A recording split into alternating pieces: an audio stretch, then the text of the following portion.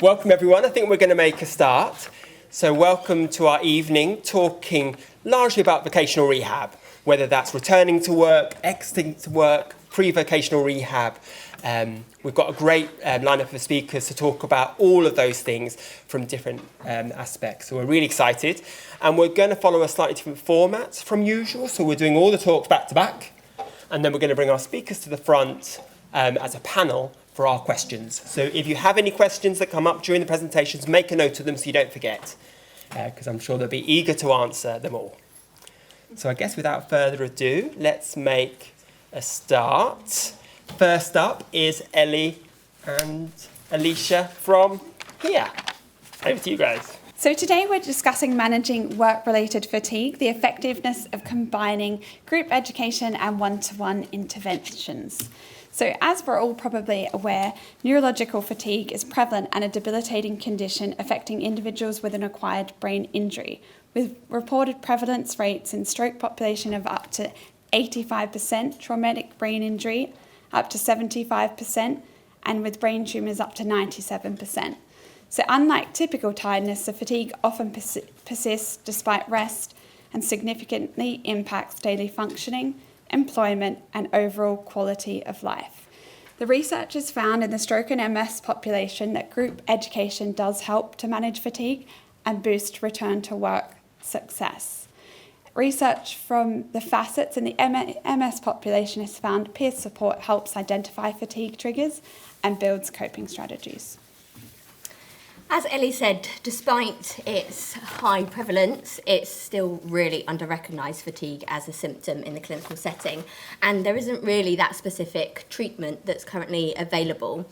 And as Ellie said, it has huge impacts, and especially what we're aiming to look at as a group today in terms of work, it can affect work performance, work productivity, as well as being able to participate and engage in work. And we know from the research that fatigue is a big barrier for a return to work.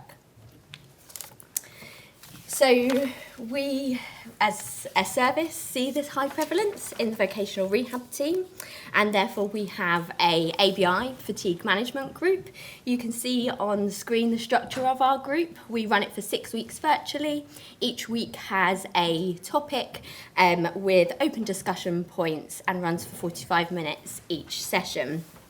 It's really developed over time through staff and patient feedback.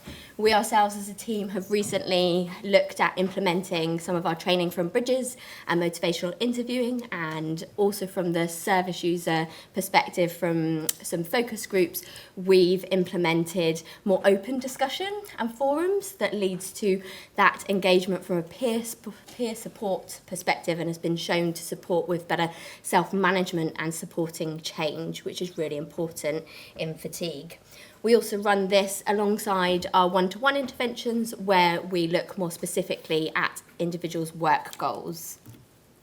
We're going to be very brief today, and as you said, very kindly, we're going to have panel questions, but we'll try and cram as much as we can into 2 case studies today. The first one, we just wanted to reflect something that might not be as documented, and that's about the importance of a positive work exit for some individuals. For this individual on screen, they had a stroke in December 23, and they were seen by our service about 9 months later. She had persisting symptoms, and the most significant of those was fatigue, as it also then exacerbated all of her other ongoing symptoms. For this individual, she was working in the council, quite a high pressure job, and she was starting to experience quite a lot of pressure to decide whether she should return or retire. In the initial assessment and our one-to-ones, we focused on advice and trying to support her in looking into any sickness management policies and procedures, so we and her family could be aware of any risks. We supported some early communication with the workplace to try and hold those procedures, say that she was starting to engage with us, to look at working towards her goal of returning to work, to try and manage the situation.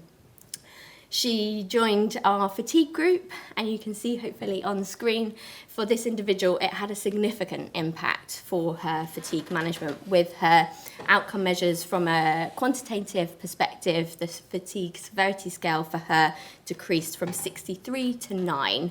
But I think the more valuable thing we always find from the group is the qualitative feedback that we get. And for this individual, she really felt that she had a much better understanding of what fatigue was and how to manage it. And through her one-to-ones, we used the stepping stones from Bridges to try and think about her journey back to work and preparing through work hardening. And through this course of her journey, she made the decision that she was of the age and she wanted to retire. And it was really important that that was her decision at the time when she was ready to make it. So I'm going to talk about a different case study of a successful return to work. So this is a 61-year-old female who had a meningioma with resection. She was seen in our initial clinic 6 months after hospital discharge. At this initial assessment, she reported slow processing, poor attention, low confidence. She was sleeping a lot during the day, feeling tired, no quality of life, poor sleep, poor mood, and just didn't feel motivated to do anything. She had worries about returning to work. She felt pressure and had a lot of pressure on herself and just didn't feel that that's something she could achieve. She attended the fatigue group a month later. And that was the first thing she did. She attended 6 group sessions, and suddenly she reported that she didn't feel alone in this journey. She reported she felt confidence, and she felt confident to support other people in this group go through this journey. She changed the way she approached her life, and slowly things started getting better, taking on the strategies and slowing down her life to include more rest breaks. She developed a network through the WhatsApp group, through the fatigue group of other people. Whether it was encouragement, achievement of returning back to normality, or setbacks, she felt she had a group of people that knew what she was going through that she could rely on. And she felt that they understood what she was going through. So after this group finished, she felt she had the confidence to actually start to consider a return to work, however, with a very different perspective and a support group with her. So in our one-to-one sessions that we reviewed post the fatigue group, we used a motivational interviewing approach, building rapport, confidence, and setting small achievable goals. We actually did a work simulation program with her where she presented work-like tasks to myself and the neuropsychologist. With her, we came up with a graded return to work plan with reasonable adjustments, and she slowly returned to work with a reduction in duties and focused on managing fatigue from the education she learnt from the fatigue group. What's most important is she said she started to enjoy life.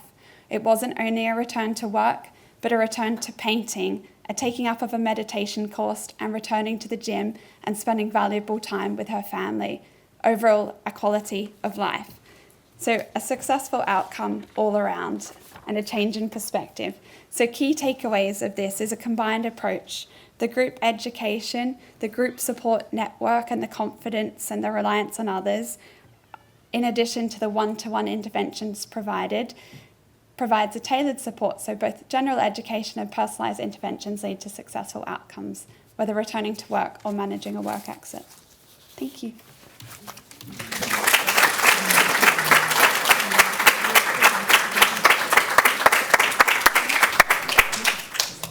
Thank you, Ellie and Elisha. Great start to a great lineup. So next up, we have Meg from the Brent and Harrow ESSD team. And I'm excited about this one. AI is involved. Yes. Great. So yeah, I'm Meg. I'm an OT from the Brent and Harrow stroke ESD service, and today I'm going to describe some exploratory work we've done in utilising AI, namely Microsoft Copilot, to design work simulation tasks for our patients. So first off, what was the problem? Many of our patients have computer-based jobs utilising a wealth of cognitive and, not forgetting, fine motor skills required for computer use.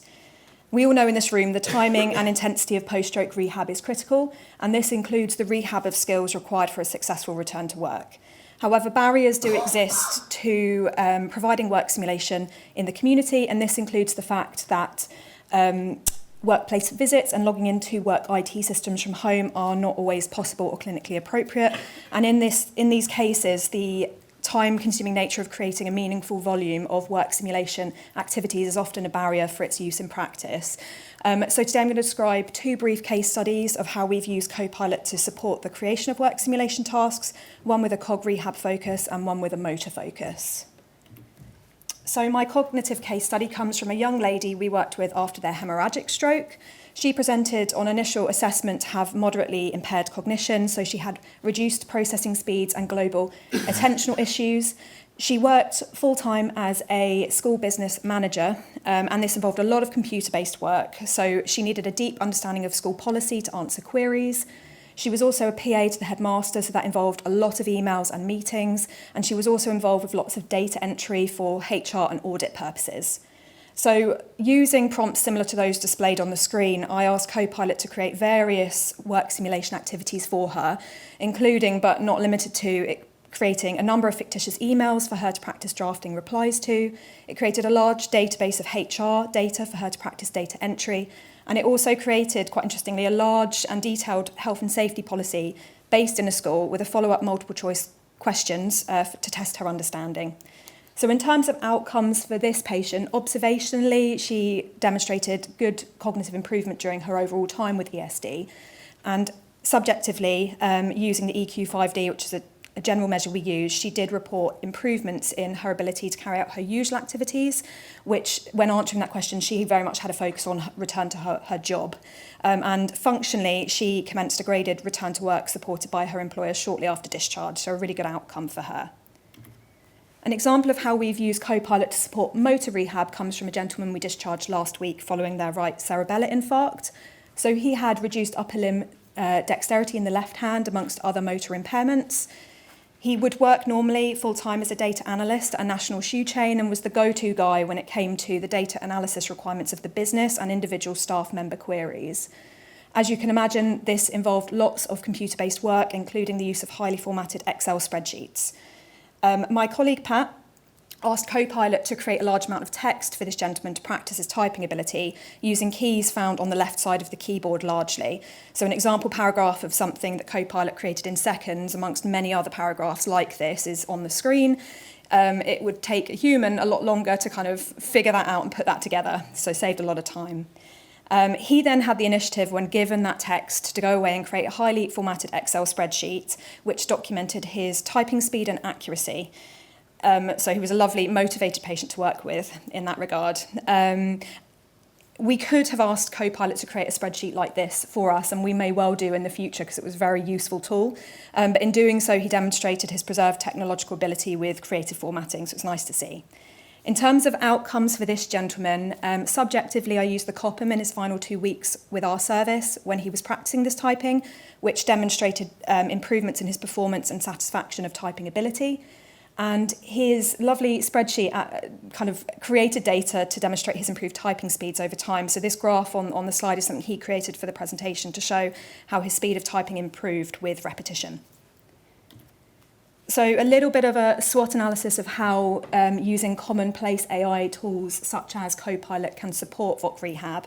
In terms of strengths, as you can see, it saved a lot of time, creating vast amounts of resources quickly for use in patient sessions that would take a long time for a human to create, and in doing so widened the repertoire of rehab tasks feasible with these patients. Weaknesses come from the fact that there is limited research into the therapeutic uptake of these sorts of AI systems in therapy. There was a recent review of the literature, RASA 2024, that did focus on AI uptake in therapy, but it was more specialist and costly AI systems, such as those integrated in virtual reality or gamification, rather than things kind of freely and widely available. And when I looked at the research into AI's uptake in VOC rehab in particular, there was no research out there, so it's kind of an under-researched field. Another thing that to be mindful is the digital divide that exists amongst our patients. So many of our patients don't actually have access to technology outside of their working offices, and in these cases we've used our laptops to support them during sessions. And finally, it doesn't negate the need to spend a real amount of time understanding someone's working role on a deeper level, so we know which prompts to give the AI system, and also accuracy checking the resources AI produces. But perhaps this should be seen less of a weakness and more of an opportunity for therapists to work in partnership with these technologies to improve the efficiency of our jobs. Other opportunities come from maximising therapy dosage, so particularly for patients who are familiar with AI, once they've seen us use these prompts to create these resources, they can go away between therapy sessions and create kind of that limitless number of resources to up their therapy dosage. And as with any technology, there I'm sure will be ongoing innovation in the field of apps and programs that we can embed in our practice as therapists. Threats, as with any AI, we should be very mindful of personal data protection. So personal data should never be fed into AI systems, and I like to be very transparent with patients about its use in our sessions. Threats to routine uptake in practice come from varying staff acceptance of these sorts of technologies. And finally, we need to make sure that staff are aware of the emerging guidelines in the field. Just last month, there was a Pan-London framework released on AI's use in healthcare, and the CSP published their AI guidelines. But to my knowledge, RCOT and the VOC Rehab Association haven't published anything just yet. So finally, some future directions for this work in our team. I want to continue evidencing the utility of these sorts of programs, so be very easy to estimate some time saved and also gather some patient feedback. I want to build a repertoire of successful implementations because, as you can imagine, the things I've described here are very transferable between job roles. And finally, I want to continue networking. I've reached out to a couple of people in the field, but response rates have been variable, and from what I've heard back, people are unaware of other people doing this sort of work. So if anyone here today has been doing it or is interested or has any contacts to put me in touch with, please do come and approach me at the end, but I'll wait for questions following the rest of the talks. Thank you.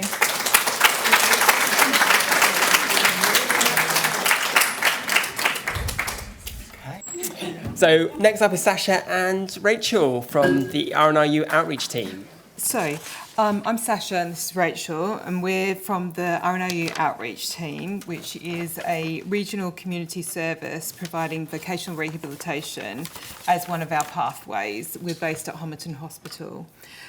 Today we wanted to present a case study of a stroke survivor who we worked with, where their main challenge for return to work was her aphasia. And in her case, overall, she had a successful return to work outcome. So we're going to refer to our lady as Sam, and at the time she was in her late 30s.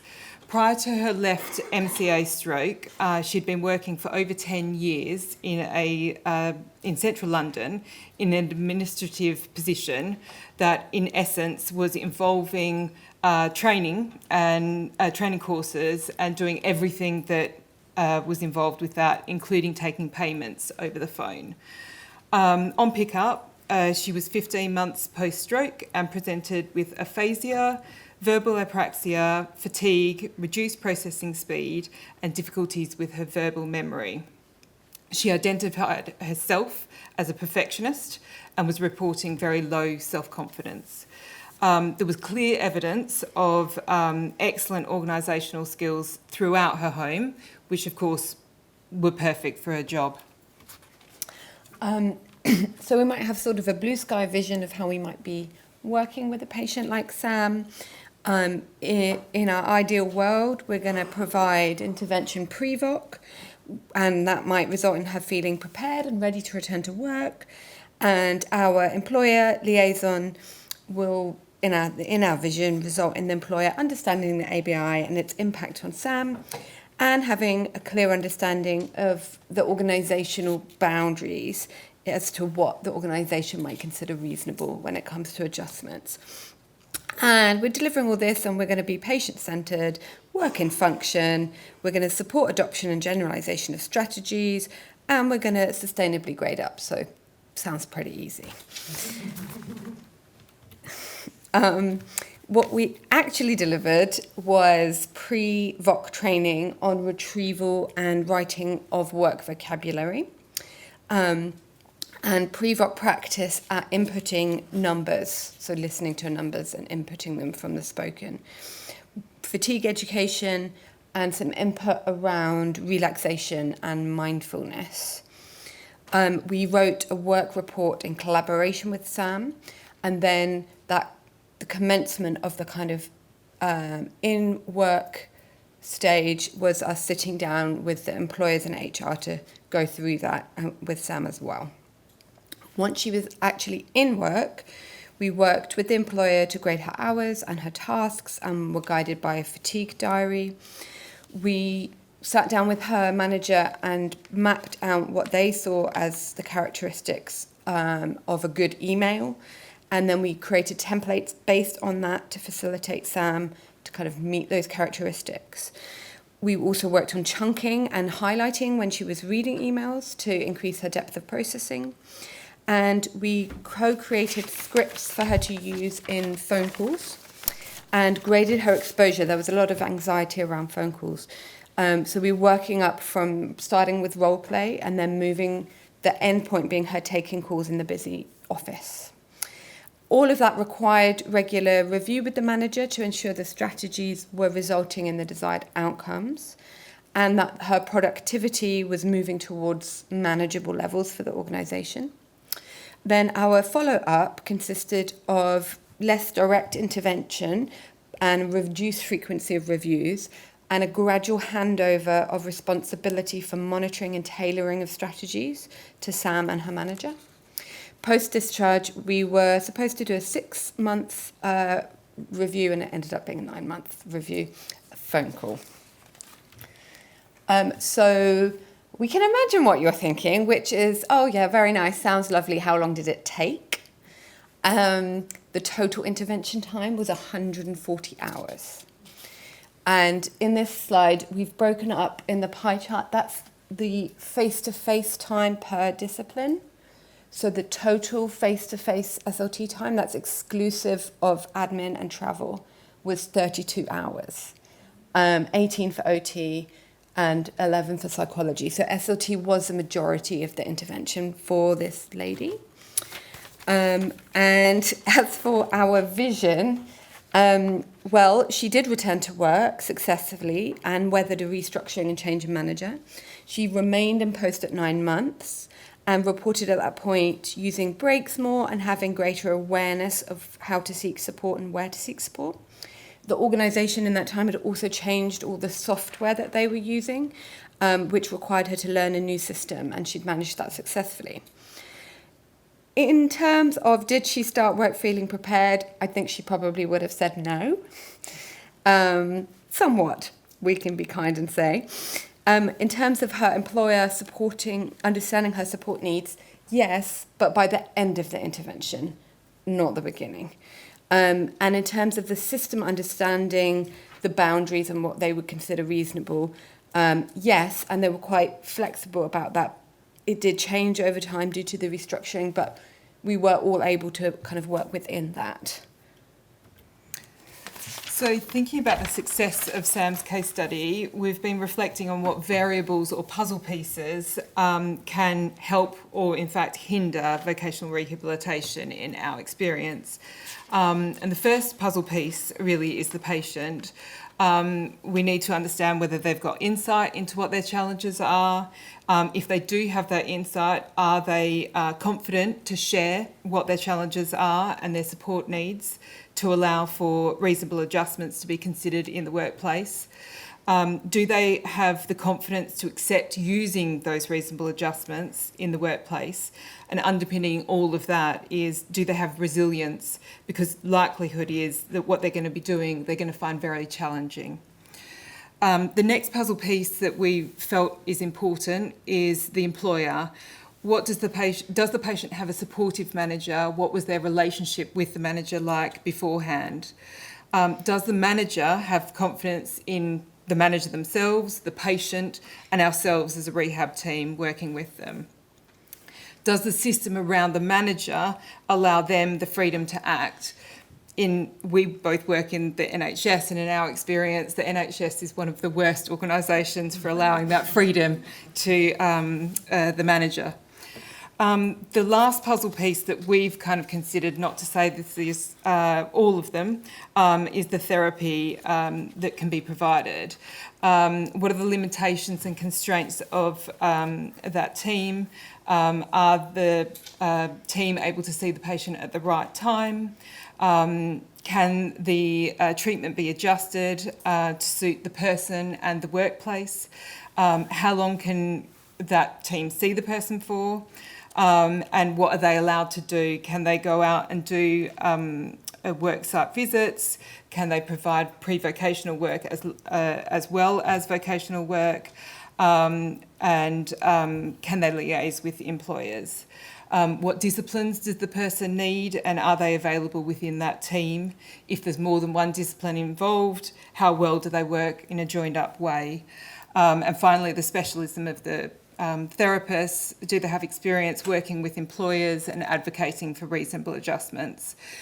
It was our privilege in this situation to be able to work in an interdisciplinary team and to have the time and flexibility that allowed this to work well, and for our patient and the workplace to be so motivated and flexible. But obviously this isn't always the case. That's it.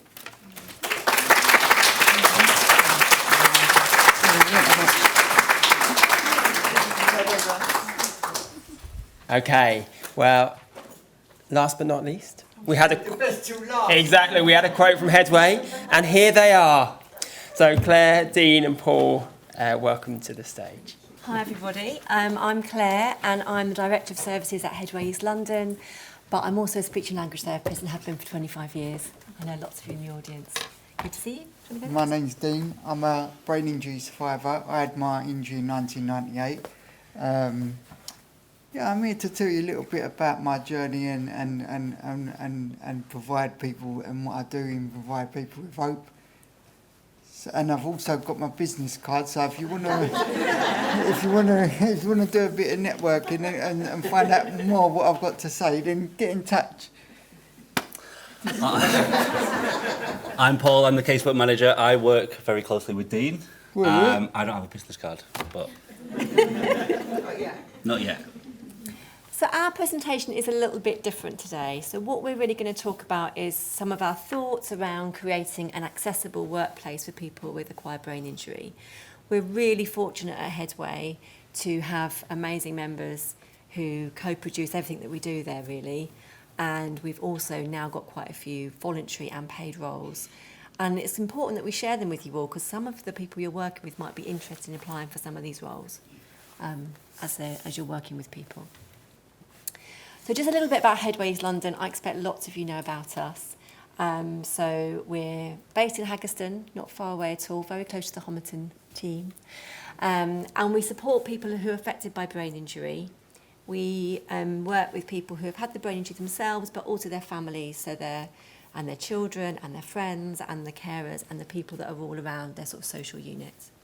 We're based in Haggerston and Hackney, and we provide specialist support and services to over 700 people living with brain injury every year, and we work across 13 London boroughs. Our mission is to empower our community of brain injury survivors and their families, friends and carers to imagine new possibilities. So ones filled with creativity, embracing diversity and backed by specialist support. And our vision is really that people with brain injury can experience a world which is accessible to them and where their contributions are really valued and celebrated. We've talked today about lots of the barriers to work, and people with acquired brain injury often struggle to get back into work due to a range of physical, cognitive, communication challenges. But there's also systemic barriers. And in the UK, there are 5.5 million private businesses, but only 20,000 organisations have engaged with the Disability Confident Employer Scheme, which is quite disappointing, isn't it? And just 3% at its highest leader level. So actually, there are a lot of people with brain injury, I think, who could be in work and aren't supported adequately to be there. So we want to give a bit of an overview of the roles that we have at Headway. Yeah, so in our day service, we have 20 volunteers that have an acquired brain injury. Our day service spans over an art studio, a kitchen, a music group, as well as physios, and we also have an art studio peer who puts together exhibitions that people do. And in terms of the casework service, we have 3 peer support workers, one of which is Dean, which I'll let Dean talk about himself in a second. But we also have Yoki and Kate, who have their own pathways. Dean. Hello, Tash. How you doing, darling? Right? And I see Lorna. Where is she? There, hello, babe. She was influential in my role as well now. She's done the reasonable adjustments, so we can talk to her about them after. And Jara. Is that Jara? Yes. Hello, me darling. How are you? We've got 8 minutes, Dean. Oh, yeah, right. Sorry. Right. So. Chat to everyone after. Yeah. The network is afterwards. Yeah. Right. Listen. So we restart the 8 minutes. Yeah. So I had a severe brain injury in '98. I was in this hospital in intensive care. I then went and done my rehab in Homerton Hospital. I was in there 6 months, left there. I was under the impression after 2 years I was going to be back to as I was before. The day before my second anniversary, I was phoning people up saying I'll be good tomorrow, I'll be back to normal. Well, 27 years on, I've still got impairments. I've had quite a long journey. In 2015, it all changed for the better. I had a lot of positivity in that I had the birth of my son. I bought my own house, and I got a job with Headway East London, working as a peer support worker. So my role as a peer support worker is that I'm offering people hope that we can do something meaningful, because when you've had the brain injury, you lose all hope, you lose meaning, unfortunately. But you see me, I'm there to provide them with that hope. I'll give people meaning. When they're on their lowest days, I pick them back up. And why do you do that, Dean? Where do you work? So I work in the Royal London Hospital and in the Queen's Hospital in Montford. But I wouldn't mind working here. So, no. To be honest with you, I don't know why we ain't doing something in this hospital, because this is where it all happened for me.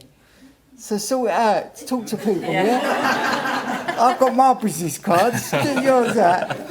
So in terms of our therapies, we have a member-led training, and we have some cards if anyone wants to see those afterwards.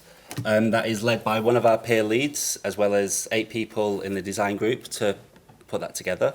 In our comms team, we have 1 peer project lead, and in our research team, we have around 20 roles that are put together. Like people have said, co-production is big. We follow that guidelines, and everyone's voice is heard, and we push forward together. In terms of adjustments, so what we've done is we do a daily work plan with people. We ask people to spread their hours over 2 days. Usually our members of staff have transitioned from member to staff, and that is a process that can take a bit of time. We have in the past had people that have been members as well as staff members. That created a little bit of a grey area, a lot of confusion. Now we're quite clear that if somebody wants to be a staff member, they transition and then they become full staff members. Managing the expectations and work plans is something that we do quite a lot of. Boundaries as well. People often kind of have questions about that and how that moves forward, especially when transitioning from a member to a staff member and having friends in the day service and how that works. We do this with each staff member differently, and we often have difference of opinions in group settings, and we manage that as well. I think it is worth flagging that it does take quite a lot of additional time, doesn't it? It does. To provide the right sort of induction, supervision and that work planning, but what we get from that is amazing. It is, but let's talk a little bit about how we work with the fatigue. We missed that. You missed it. Sorry. Yeah. Right. So with the fatigue, we all suffer quite bad with fatigue.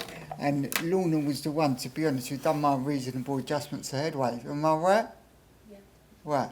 So I can't work 2 consecutive days. So I work a Wednesday and give me the Thursday to recuperate, and then a Friday.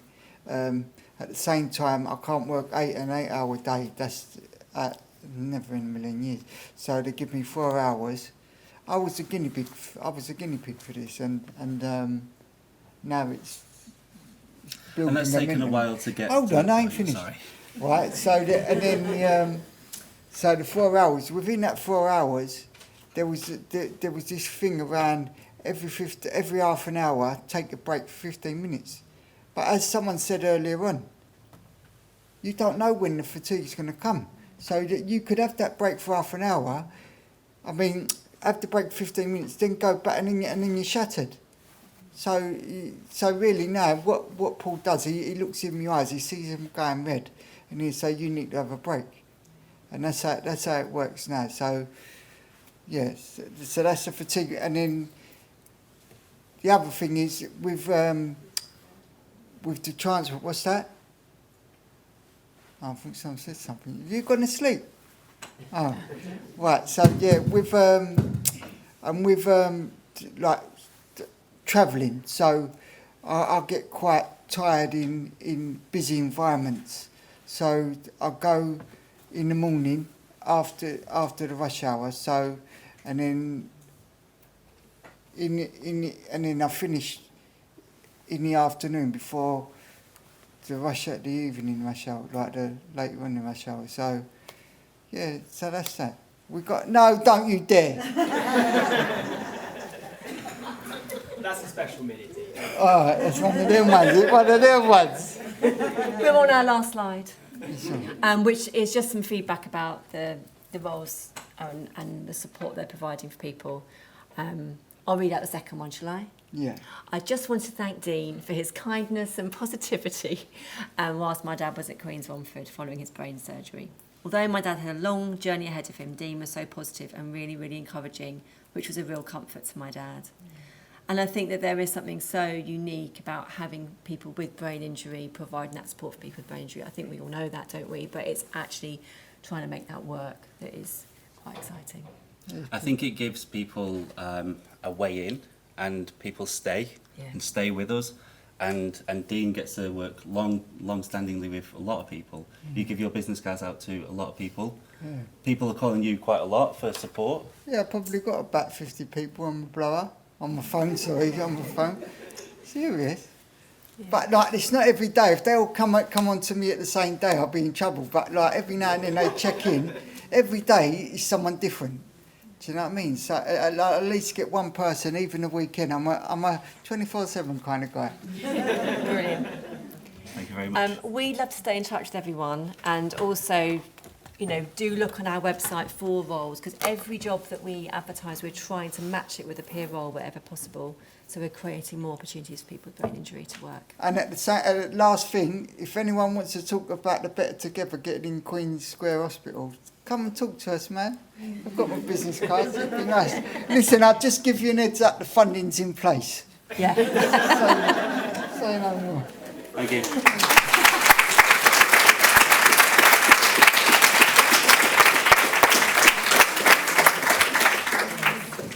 Well, what a note to end on. Thanks, guys.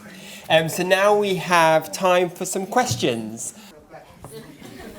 I have a first question, so I can start off with AI. I know you showed it when you did what would HR be and all the kind of the spreadsheets that you put into the co-pilot. I've written it down. But how did you then? Did you have to work out whether that was were there any errors in their performance, or was there feedback in the AI? What's the word for AI? As in, when you're on the computers, it tell you whether that person's made a lot of errors. If you were kind of helping that feedback mechanism, because as part of, I suppose, vocational rehab, you want a coach or somebody who knows that knowledge to be able to give that individual strengths and weaknesses. So we've very much practice that in therapy sessions, so the therapist could observe how she was doing, and in that I actually embedded some errors into the spreadsheet to see if she'd notice them and correct them as she went along. But I think, as with our chap who made the spreadsheet, we could use AI to create spreadsheets that do flag up errors as well. I think that there is a lot of scope to use AI with Excel formatting. We just haven't got there yet. So yeah, it's great presentation. You can't. You're not let out unless you've answered a couple of questions. It doesn't work. No, we have to use it. We've been told off many a times for. Hello. It's a question for the Royal Free presentation. I was just wondering, it sounded that your client was already working for 9 months by the time you got involved with her. I was just wondering, what kind of feedback did she get from work? Because I think it can be quite tricky when someone is already working for you to go and then be like, oh, what is not going well? What can be done better? Especially if there hasn't been any feedback. I think for this particular client, she's self-employed, so she works as like a collective. So she had taken herself back to work, but was then involved. So she was the sort of chief chair of her sort of. Is it a collective? It was like part of, and so she actually stood down from that role before we'd got involved because she felt that she just couldn't. I think because she hadn't disclosed, she was then making errors, and at that point had felt, more embarrassment because she hadn't sort of told people around her. So this is something, I think us going into the studio with her was a part of the disclosure because there were the artists around her as well, and they could see us, and she'd already explained why we were going in. So I felt this was a big part of just her sort of being able to feel more open about sort of being able to sort of say to her fellow artists, look, this is something I'm working with my team on. And yeah, it did feel like that was a big sort of stepping stone for her. So yeah, so because she's self-employed, I feel like, but the problem was that we could see was that she was struggling with even sort of putting the numbers into the spreadsheet, so getting the right money. So she was losing money because she wasn't putting the right numbers in. So this was something we knew had to be sort of one of the key goals that we were working on with her. Thank you. Thank you. Who has the next question? Or behind you. Well, that's closer. I suppose a question opened up to the room a little bit more, and following on from that, with the kind of wait lists in the NHS at the moment, quite often we're getting to patients by the time they're back at work, and there's lots of struggles around that. Kind of some people kind of on a performance management pathway, which you can provide education on, and other people just kind of stuck in and really struggling and having to backtrack a bit. And we're trying to put some things in place to avoid that and kind of reprioritize people, but just curious about other people's experiences and kind of for those who have employers, what it's been like to kind of work that back. Who wants to take that question first? You're not getting Is that working? Yeah. Yeah. In our service, we have a fast track pathway where if one of the things that the patient needs to qualify for that pathway is imminent risk of job loss, either before they return or because they've returned and are struggling. And so then we would see them, well, ideally we would see them, if they qualify for that, then they would start intervention within 2 weeks of sort of qualifying for that. So we do prioritise those patients. Once, I don't know about you, but once they've gone back to work, it takes more time to unpick the mess. Then it's much easier to do the intervention before. But we do have quite a lot that do go back, and sometimes it's too late, and it's sort of actually just advocating for them in the process of losing their job. I don't know if anyone... Yeah, we're probably, myself and Ellie and the same too, we have a similar process in that we would have a triage system for prioritising those who are more urgent, and I suppose, as many other people have said, we try and support any way we can communicate early, even if we don't have all the information. We might try and communicate early with consent in saying we may be involved to try and hold procedures or processes, because quite often if you can get that buy-in, you can maybe buy a bit more time.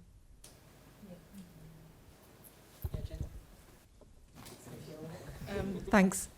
Speaking, I'm sort of on and off trade union rep as well as an OT, but I think having a general sense of what employment law is and signposting people in the right directions can often help, because we can't actually give them legal advice. But in London especially, there are, I'd say, tens of clinics across the city that will offer free legal advice, and most of them are open Monday to Friday. You can also get people in touch with their union reps who can be a really good tool. So if people are in a sticky situation, I don't think we should feel that as their sort of vocational rehab therapists, we're the ones to get them out of it. We're the ones who can provide the assessment data to help someone else try and get them out of it. We shouldn't be taking on all the roles, because especially speaking as an OT, we tend to fill the space. I think we need to stick to what we're really good at and get people in touch with the other people who can help them. Thank you. Anyone else want to contribute to that question? Great. Brian, do you want your moment in the sun? You might have slightly answered my question, but I just want to thank you all, because I thought that was a really fascinating evening and every talk was brilliant, particularly Dean, obviously. I mean, it's not a competition, but obviously. No, I was really struck. I'm a physio by background, for those that don't know me, and I was really struck by the importance of supporting people out of work as much as helping people to work out what reasonable adjustments might be in work, and if you do it well, how life-changing that could be. I just wondered, I mean, you slightly answered this, but I just wondered if there was any, if you then offered ongoing support in terms of perhaps a change of roles or because, you know, sometimes people's job is their identity, isn't it? And so then even if you've successfully got them out of work, is there any kind of ongoing support, I guess, as to who they are and what their new identity is? Is that a really rubbish question? That's a good question, but I'm intrigued to know who wants to go first. I guess, obviously, we do sometimes have people come to us who are referred for vocational rehab, and sometimes it is redeployment or work exit. And then there also sometimes feels that there's just all these community goals left that we didn't get to do because we are commissioned for however many hours, and the referral was vocational rehab. And we do, in our service, refer back to local neuro rehab services or back to ourselves sometimes to work on those. But I think that in terms of what's my identity now I've left work, or what's my identity after I've had a brain injury, that's a massive process that, as Dean said, takes years and years. And I guess we're going to be a part of that. And we might be a part of that comes back later in 6 months or a year's time. But I guess for me, that's a much longer term process that lots of people in this room will be a small part of. So I guess the answer is that takes ages. I think I just wanted to mention another patient of ours who exited work with us, and then we put them back on the routine wait list, but we gave them a final discharge session where we thought about, well, what now? What next? What do you want to do? And then by the time you got to him, Sacha, he was grand. Oh, yeah. He'd fixed everything. So sometimes people need time out of therapy as well as time in therapy to refine their identities, because otherwise they centre it on us and then we leave, which isn't much good. So with that, we might do a review of what kind of their values are and what kind of other things, and kind of align values with next steps. And again, it might be a longer appointment follow-up time, but things like volunteering or finding structure and routine in other activities that brings them joy, because it's not always just work, and actually figuring out what that looks like. Anyone else want to have a go at that question? Great. Any other questions? I wanted to ask, how do you navigate getting accommodations for the patient with the employer?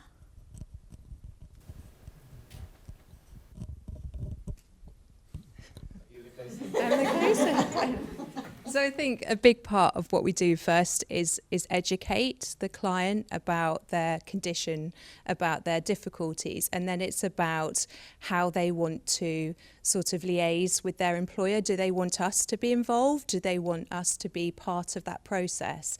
I think for me, it's the collaborative approach to writing reports and being able to give advice about how somebody might see themselves going back into work, thinking about an extended phased return to work. How do we start sort of putting that to an employer. So when somebody's ready, and I think often for me, employers are really receptive to sort of start understanding how they can support somebody to come back to work.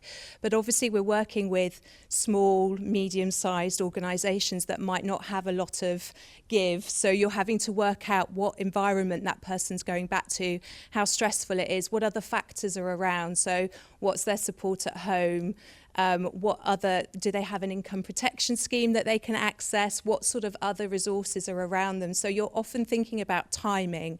So you have to collect all of that data to sort of support then how you're going to intervene. And I suppose getting that advocating sort of role in first is so important, so that person knows that you're going on that journey with them. And I think just, sort of making sure they know that they're the centre of everything, which is the most important part.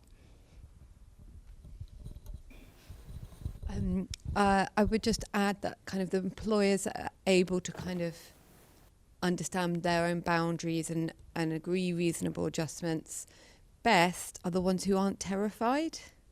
And a lot of them are really scared because either they think that this person's going to be a risk to their business, or they think this person's going to have another stroke and it's going to be my fault and I'm going to cause them too much stress.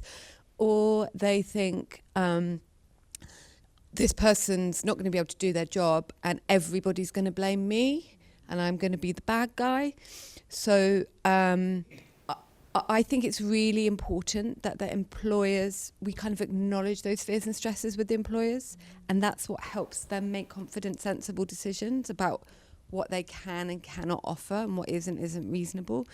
And we do that we have a sort of an FAQ sheet for the employers about what's going on with working with our team, but also kind of looks at some of those big questions, things like people might be quite scared to give positive feedback because they feel like if they do that, then the negative feedback doesn't count. And then that means they've misled the person, or they're only going to learn from the negative feedback. So I don't want to give them the positive feedback. So all of those kind of questions, we try and sort of provide a bit of an FAQ that addresses some of that and builds a bit of employer confidence. And I think that's really important in being a team with the employer and establishing the reasonable adjustments. Oh, thanks. I think just very quickly, it's also just about reasonable adjustments don't have to cost a lot of money either. I think employers get really worried about when you mention accommodations or adjustments that actually it can be very practical things. If you're providing a report, it can be things as simple as the frequency, intensity, mix of tasks that somebody is doing to sort of change that up and shift it. So it doesn't always have to cost money. I think that's something that we find employers are worried about, and it's really about open communication, because most of the time employers don't really understand, and they're used to sort of someone being off on 6 weeks of sickness with some sort of injury. They're not used to dealing with people with brain injuries because it's longer term. So it's about allowing them to kind of come to terms with that and have the open communication with each other and plan together this sort of collaborative approach. So it is about reasonable adjustments don't have to cost a lot of money and take a lot of time. It don't have to cost no money. Oh, I was going to ask. Yes. If you're personal. Yeah, let me talk about this. Reasonable adjustment don't need to cost anything. So you just you change the hours of work we're working, and then you change how many days we're working. Just little things like that. They don't need to cost anything. So it's just and then like change of routine. It's all it costs nothing. On that note, I think that's a good note to end on. So thanks again to all our fantastic speakers tonight.